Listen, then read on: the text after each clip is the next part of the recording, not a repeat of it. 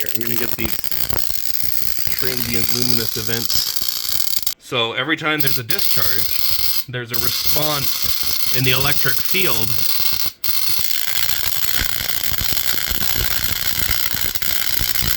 Yeah, look at that.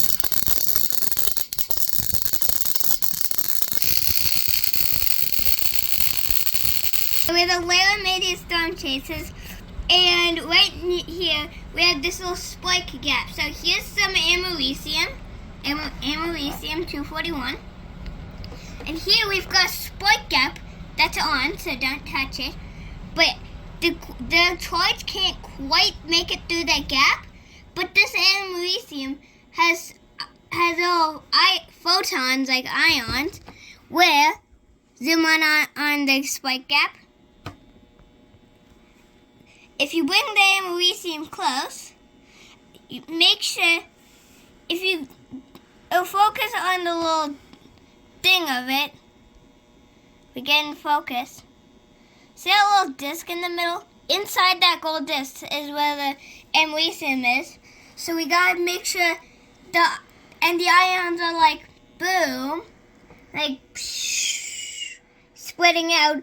So you gotta make sure the ions are going into there. And if we get it right, this happens. Nice.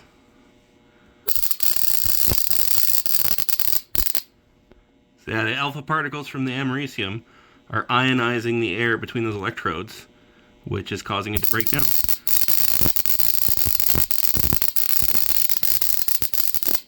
So this is a demonstration of the cosmic ray hypothesis of lightning initiation. The idea that lightning is initiated by showers of charged particles caused by high energy charged particles, cosmic rays from space, from exploding stars and feeding black holes and those sorts of things.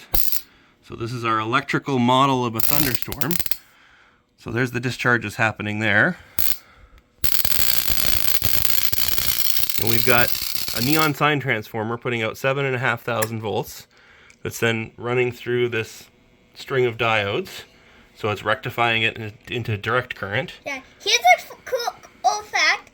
When you turn it off, if you touch one finger on the metal, this little metal bit on here, and touch one finger on the bottom where the charge is, you can actually, it's very faint, you won't get a shock from it, but you feel a little tingling on your finger, and you hear a little sound.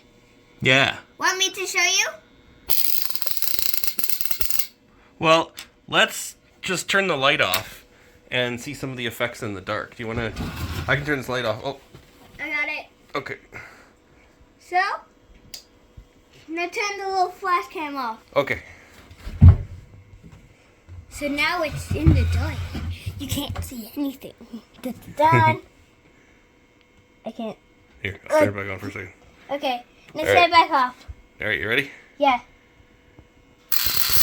Okay, so it's being triggered. Now if we look up here in this incandescent bulb, can you trigger it again? Trigger it really good. Just hold it on there. Yeah, there we go. So every time there's a discharge, there's a response in the electric field throughout the rest of the machine. And then we look over here at the capacitor, the saltwater capacitor, and look at all this crazy ionization and little discharges we got going on over here. We got some St. Elmo's fire. Oh, I can't zoom in. Why can't I zoom in?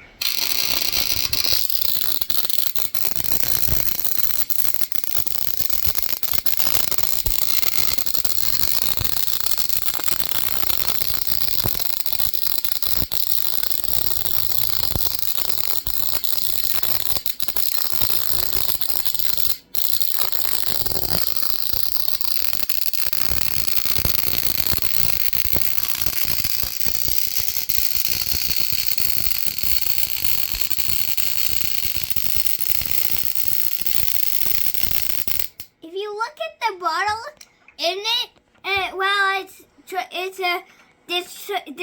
discharge on. If you look in here when this is discharged like this, sometimes so you just see this plane in like blue fire almost. It looks like blue fire. But then sometimes, if you're lucky, if you look very close, you might see a little like tiny spikes of lightning. Yeah. Turn the little flash off.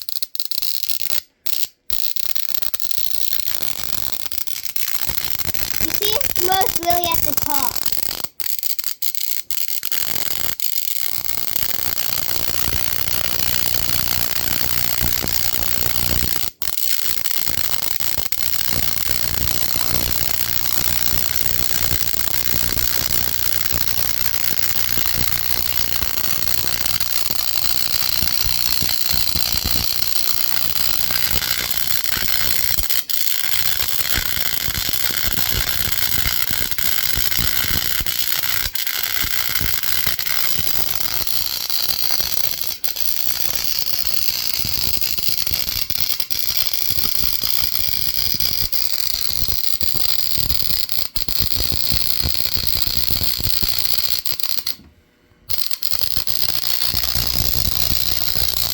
Oh, the ultraviolet light is charging up the glow-in-the-dark paint on the radioactive sign on the jar that we had the americium in. Oh, yeah. Yeah, the ultraviolet's making it glow because there's so much UV from the spark gap. That's awesome.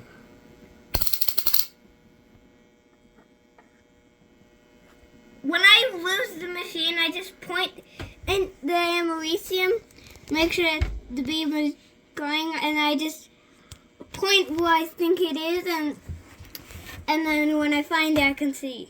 Yeah. There. Yeah, that helps.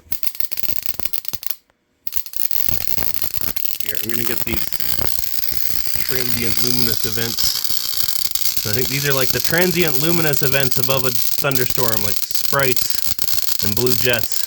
Because you got low pressure gas in that incandescent bulb, and then the changes in the electric field from the lightning strikes down below are causing this response. Yeah. Even if you look at this very close, you can see sometimes you can see individual lightning bolts. Oh yeah, let's get that. Here, I'm going to turn the flash on. Yeah, I'm gonna bring it. Zoom way in. I'm gonna have it far so it does not too much discharge.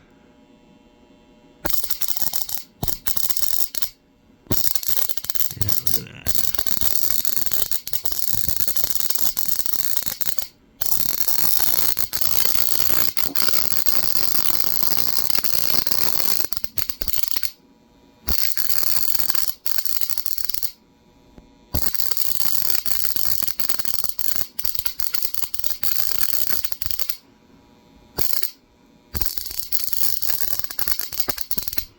Here, do you want to rotate the americium around and show how it's all just coming out of that hole? Like a beam? So here's the beam. If I point it at here, when I point it up, plus. I point it at the camera, none. Point it down, none. But then as soon as it reaches here, look, nothing, nothing, nothing. Like,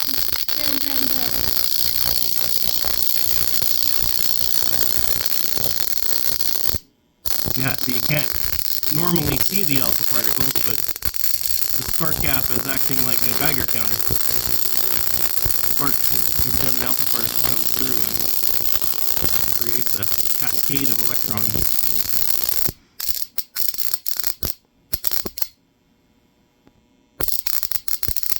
Very cool. Well, should we wrap it up? yeah, but Dad, Hmm? I have a question. Turn the flash off. You know how this has these little things? What happens if you touch them? I don't know. I don't really want to try it with this directly connected to that transformer.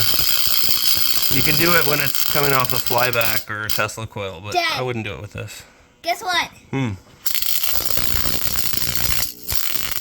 If you get close close enough, there's some lightning spikes that go to actually americium. Oh, yeah. Maybe try not to do that. We don't want to vaporize the americium and breathe it in.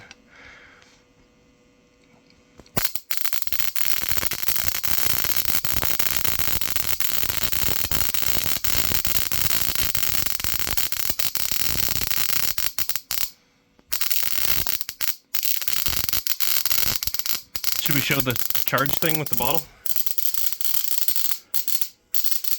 What charge thing? Where you touch it? Yeah. Turn the flash on again. Okay, so we gotta unplug it first. Yeah? Can you turn that top light on too? Yep. So make sure you unplug it before doing this. But remember, even though it's unplugged, that does not mean it won't shock you. Like, if I were to touch the metal and stuff there, I would get shocked. That's right, there's still charge on the capacitor. You want to discharge it with the americium? Or do you want me to? Can I? Yep. You just put It might not have enough, screwdriver or you can use the there. screwdriver, yeah. Now watch this. Boom. See? That was a spike even though it's unplugged. I'm just gonna short this out. Okay, there we go. Okay, Yeah. so now that And then watch capacitor's this. shorted out. One finger on the metal, the other finger over here.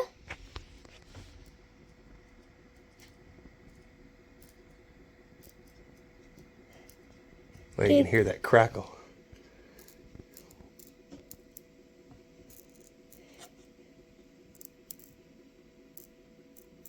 That's all the charged air clinging to the outside of the bottle. There was a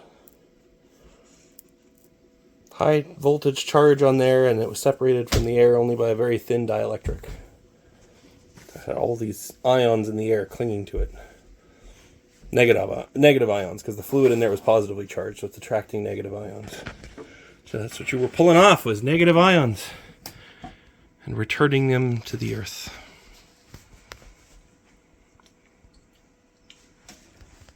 All right, call it a video. Yeah. Yeah, good job. Whoa. Hello, everybody. We're the lemon. The lemon.